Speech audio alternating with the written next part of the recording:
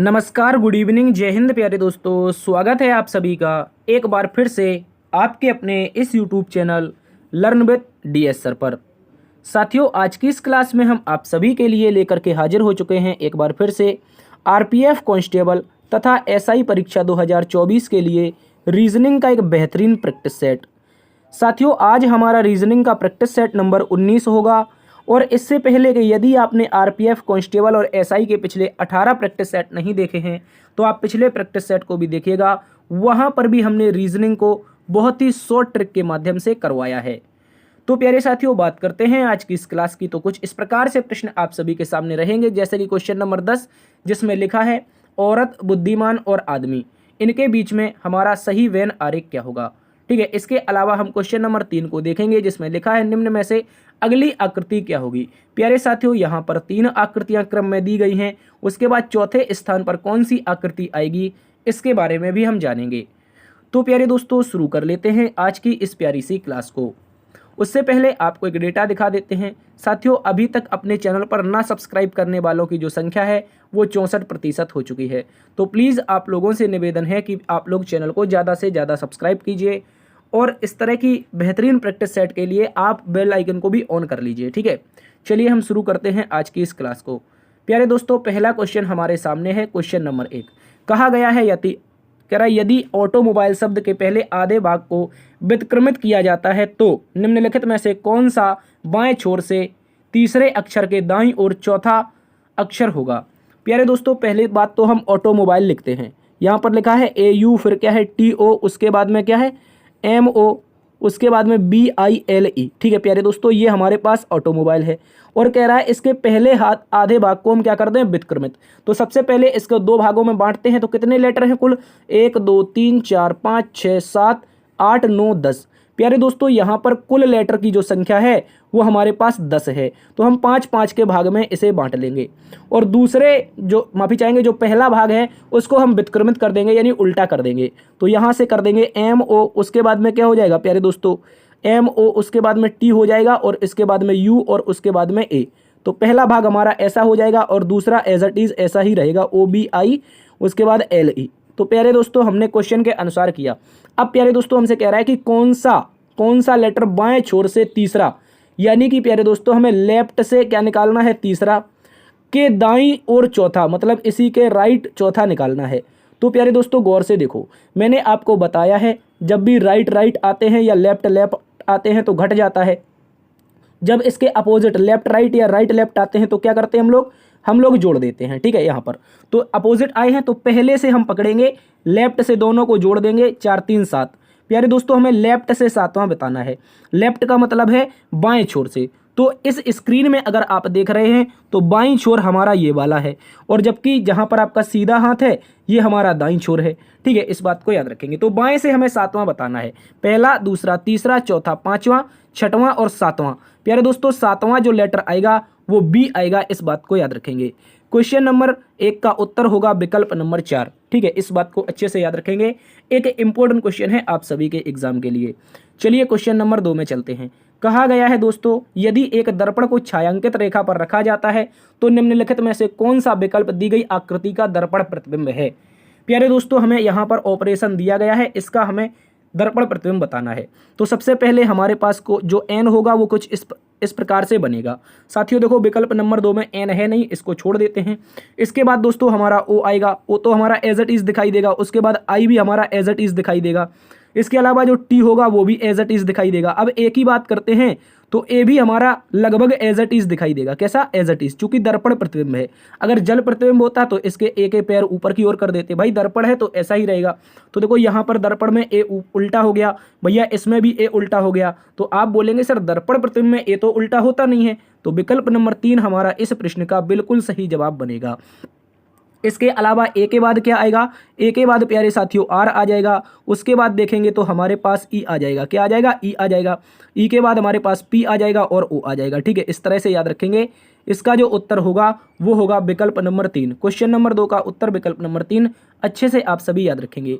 Question number 3 में आ जाते हैं। क्वेश्चन नंबर 3 इंपॉर्टेंट क्वेश्चन है। कहा गया है निम्नलिखित श्रेणी में लुप्त लुप्त संख्या दिए गए विकल्पों में से ज्ञात कीजिए। प्यारे दोस्तों सबसे पहले तो हम श्रेणी को अलग से लिख लेते हैं।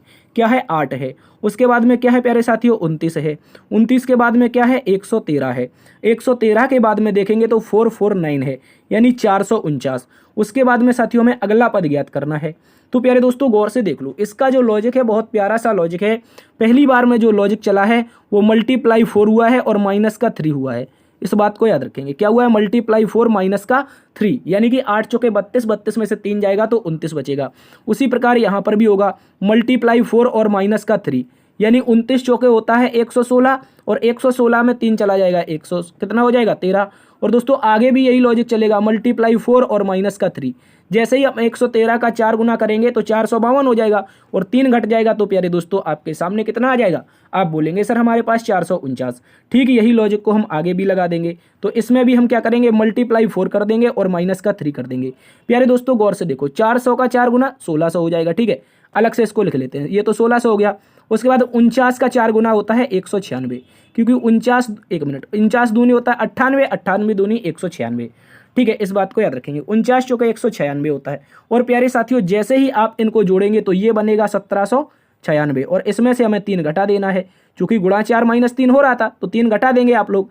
जैसे ही 3 घटाएंगे 1793 इस प्रश्न का उत्तर आप सभी के सामने आ जाएगा जो कि विकल्प नंबर 4 में है। तो क्वेश्चन नंबर 3 का जो उत्तर बनेगा वो बनेगा विकल्प नंबर 4। लॉजिक क्या है गुणा 4 माइनस 3 गुणा 4 माइनस 3 गुणा 4 माइनस 3 और यही क्रम आगे श्रृंखला को फॉलो करता चला जाएगा। अगले प्रश्न में आ जाइए। क्वेश्चन नंबर 4 एक महत्वपूर्ण क्वेश्चन है, डायरेक्शन और डिस्टेंस से संबंधित है। कहा गया है साथियों एक पर्यटक पश्चिम की ओर 10 किलोमीटर सफर करता है। भाई मैं मान लेता हूं कोई पर्यटक है यहां से चल रहा है यहां से, ठीक है, और पश्चिम की ओर चला है तो प्यारे दोस्तों कितनी दूरी तय कर रहा है, भाई पश्चिम की ओर जा रहा है, इसने दूरी तय की है 10 किलोमीटर। इसके बाद बोला है बाएं घूमकर 4 किलोमीटर जाता है। भाई अगर पर्यटक का मुख पश्चिम में है और बाएं घूमेगा तो प्यारे साथियों दक्षिण में चला जाएगा, दूरी 4 किलोमीटर रहेगी। कह रहा है फिर पूर्व की ओर 4 किलोमीटर जाता है। भैया पूर्व की ओर इसको चलवा देंगे, यहां से पूर्व की ओर चलवाएंगे तो 4 किलोमीटर ये यहां पे चलेगा।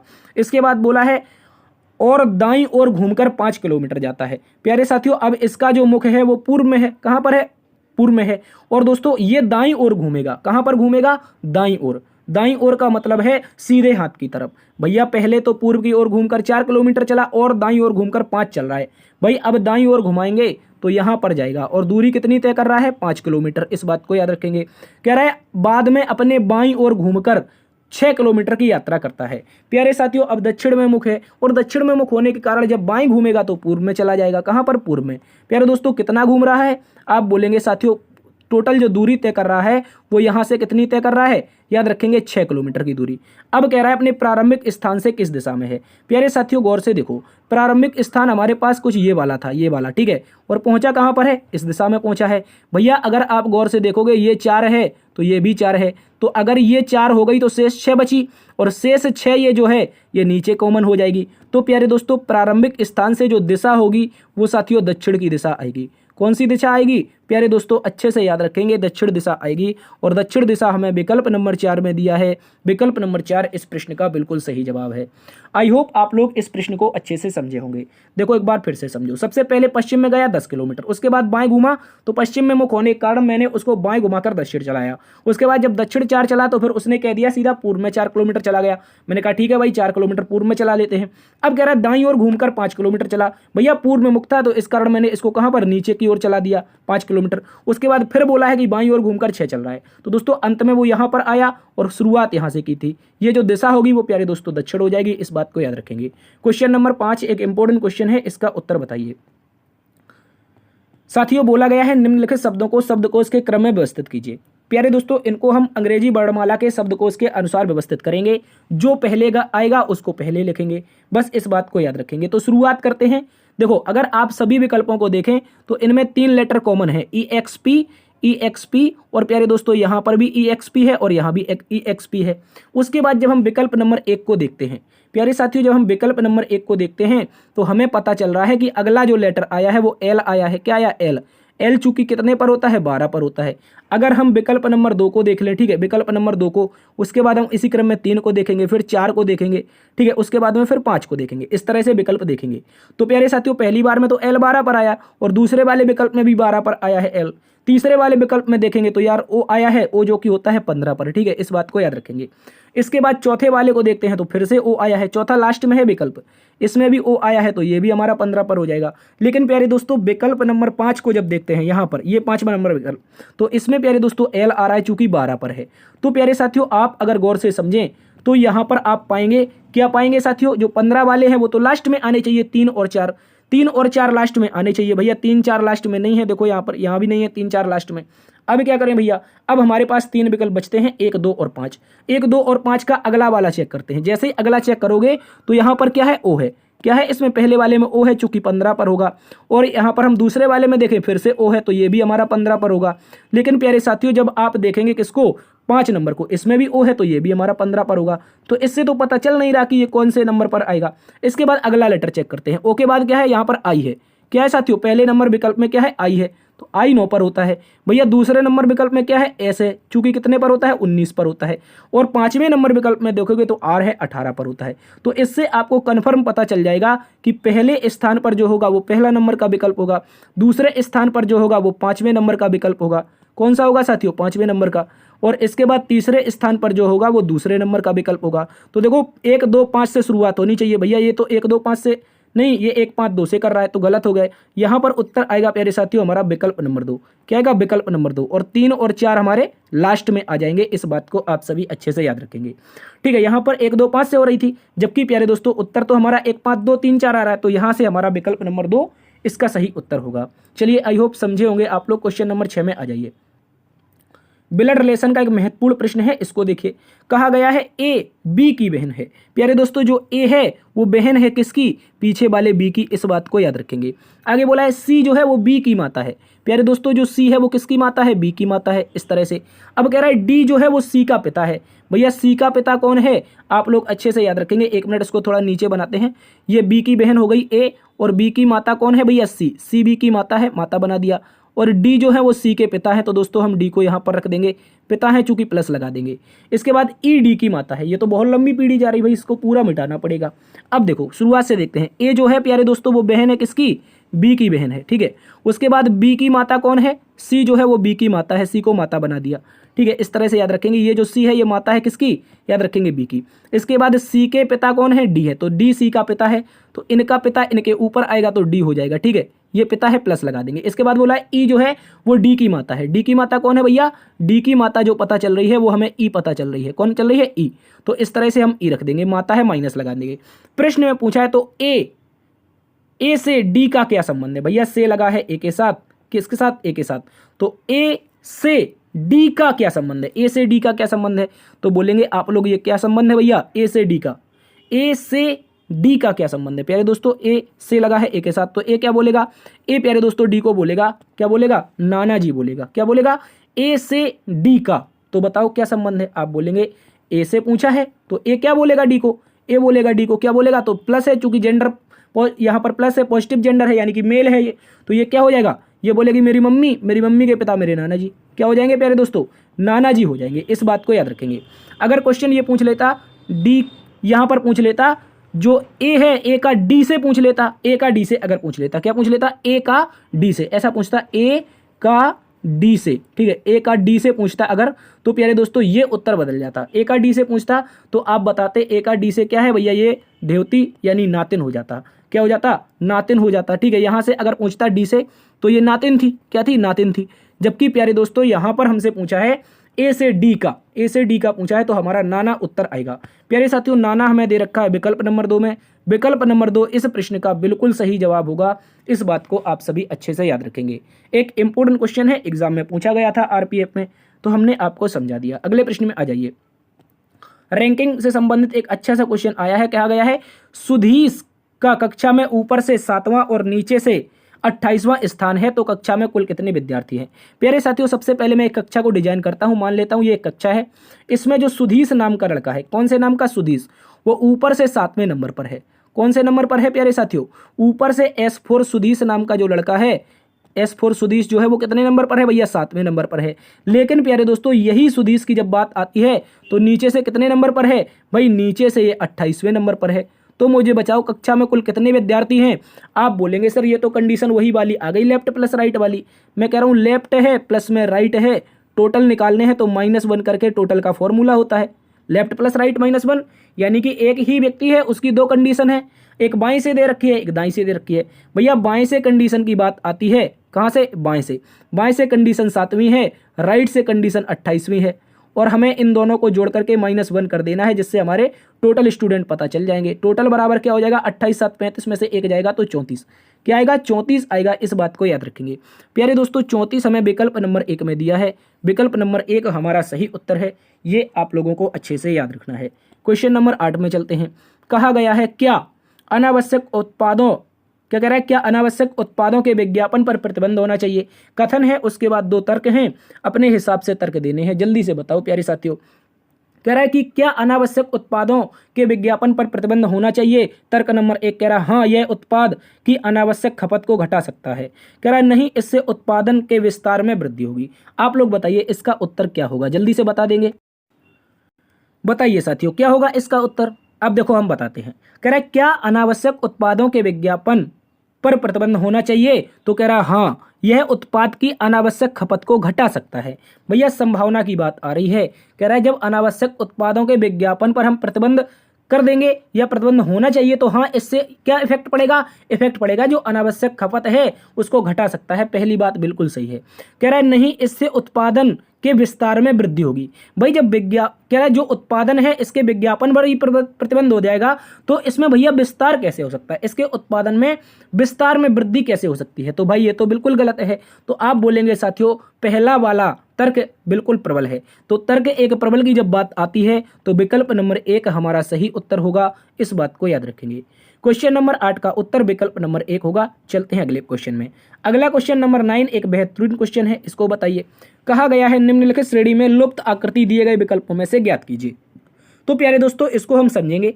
कैसे समझेंगे, एक एक आकृति को पकड़ करके चलेंगे।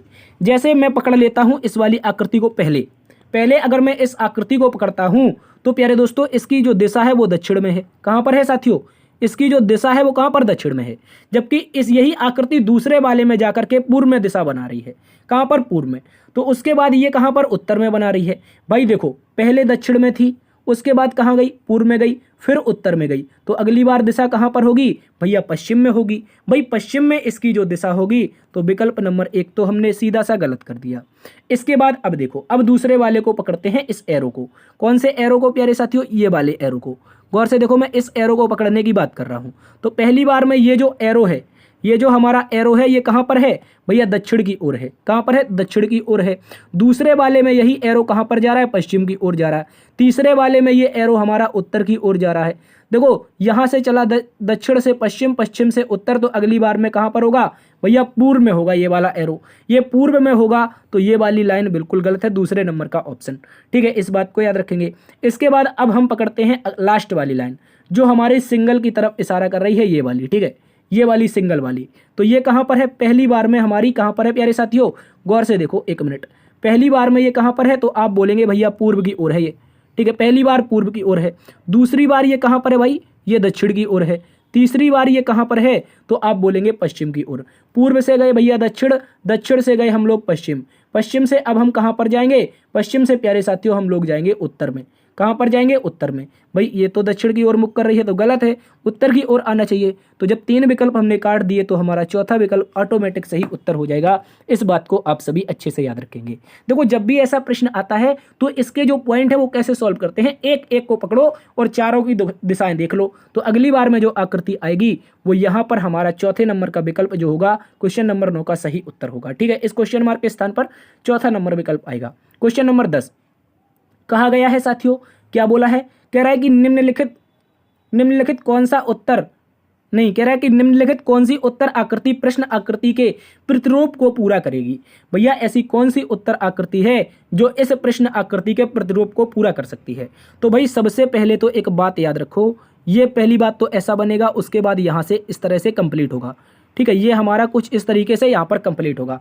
तो भाई ये कुछ इस तरीके से आकृति आनी चाहिए, इस तरीके से। ठीक है, इस तरीके की आकृति आनी चाहिए हमारे पास। तो भाई ये तो कंप्लीट है, गलत है। ठीक है, दूसरी बार में ये उल्टी है, ये भी गलत है। अब देखो, दो विकल्प तो हमने काट दिए। तीसरी बार में अब क्या देखेंगे हम लोग, तीसरी बार में अंदर का ये जो स्क्वायर बन रहा था इसको पूरा कर देंगे। ठीक है, अंदर का स्क्वायर पूरा करने के बाद यहां पर ये कॉर्नर हम इसमें मिला देंगे। ठीक है, अंदर का स्क्वायर पूरा किया, उसके बाद प्यारे साथियों हमने ये कॉर्नर इसमें मिला दिया, उसके बाद ये लाइन भी यहां पर पूरी कर दी। ठीक है, इसके बाद अब क्या करना है भैया, अब हमें क्या करना है, तो आप बोलेंगे अब यहां से इस कॉर्नर को इसमें और मिला देंगे। भाई इस कॉर्नर को इसमें और मिला देंगे, तो गौर से देखो, ये तो तिरछा कॉर्नर मिल रहा है 4 नंबर के विकल्प को, देखो ये तिरछा मिल रहा है भाई, सीधा मिल रहा है तो केवल और केवल 2 नंबर के विकल्प में। तो प्यारे साथियों 2 नंबर का विकल्प हमारा क्वेश्चन नंबर 10 का उत्तर बनेगा। इस बात को याद रखेंगे। 2 नंबर का विकल्प कैसे बनेगा, तो एक बार फिर से समझ लो, ये कॉर्नर यहां से मिल जाएगा, यहां पर वर्ग पूरा हो जाएगा, ये आकृति यहां से मिलेगी और ये कट हमारा ऐसा बनेगा। उत्तर ये जो आएगा ये 2 नंबर के विकल्प में दे रखा है। एक इंपॉर्टेंट क्वेश्चन है, आप सभी अच्छे से याद रखेंगे। चलिए हम चलते हैं क्वेश्चन नंबर 11 की तरफ। कहा गया है बुद्धिमान आदमी और औरत, कह रहा है बुद्धिमान आदमी और औरत के बीच में सही वेन आरेख क्या होगा। तो प्यारे साथियों गौर से समझो, सबसे पहले मैं एक आरेख बनाऊंगा जो किसको रिप्रेजेंट करेगा, प्यारे साथियों ये बुद्धिमान को रिप्रेजेंट करेगा। किसको, बुद्धिमान को। ये जो आरेख होगा बुद्धिमान को रिप्रेजेंट करेगा भैया। इसके बाद में इसी आरेख को कुछ कट करता हुआ रिप्रेजेंट करूंगा, किसको, औरत को। किसको करूंगा प्यारे साथियों, औरत को रिप्रेजेंट करूंगा। भाई बुद्धिमान में कुछ औरतें भी तो आती हैं। उसके बाद में प्यारे साथियों हम यहां पर रिप्रेजेंट कर देंगे आदमी को। किसको रिप्रेजेंट कर देंगे, आदमी को कर देंगे। तो प्यारे साथियों कुछ इस तरीके का आरेख आना चाहिए। आप लोग यहां पर कह सकते हैं कि साथियों बुद्धिमान के अंतर्गत आदमी औरत क्यों नहीं लिए सर आपने, क्योंकि मैं कहूंगा कि सारे के सारे आदमी ना तो बुद्धिमान होते हैं और ना ही औरत होती हैं, इस कारण ये आकृति बिल्कुल गलत होगी। लेकिन अकॉर्डिंग टू ऑप्शन अगर जाएंगे तो हमारा प्रश्न का उत्तर जो बनेगा ये आप लोगों के सामने है। 3 लगातार क्रॉस करते हुए इस तरह से मिलने चाहिए और ये हमें मिल रहे हैं कहां पर, विकल्प नंबर डी में। विकल्प नंबर डी हमारा सही उत्तर है। देखो जब भी बुद्धिमान आदमी और औरत के लिए आरेख पूछा जाएगा तो विकल्प नंबर डी जैसी आकृति आपको उत्तर में लगा के आनी है। ठीक है साथियों, तो फिलहाल आज की क्लास में इतना ही रखते हैं और आपसे निवेदन है कि प्लीज़ यार इस आंकड़े को बदल दीजिए। जो भी करना है तोड़फोड़ मचाओ, ज़्यादा से ज़्यादा सब्सक्राइब करो चैनल को। ठीक है, 64% ऐसे साथी हैं जिन्होंने चैनल अभी भी सब्सक्राइब नहीं किया है। ये डेटा जो है 7 अप्रैल से 4 मई के बीच का है। तो प्लीज़ जो 36% है आप लोगों का बहुत बहुत धन्यवाद। आप लोग ही कुछ कर सकते हैं प्यारे साथियों, जिन लोगों ने सब्सक्राइब कर दिया है अपने साथियों से, पड़ोसियों से, दोस्तों से, व्यवहारियों से, जो भी करना है सबसे सब्सक्राइब करवाओ। आपका अपना ही चैनल है। ठीक है, आपके लिए जो भी मेहनत होती रहेगी वो हम करते रहेंगे। ठीक है, तो फिलहाल आज की क्लास में इतना ही। ख्याल रखना अपना, मस्त रहिए, स्वस्थ रहिए एकदम से। मिलते हैं एक नई वीडियो में, तब तक के लिए जय हिंद, जय भारत, जय मां सरस्वती।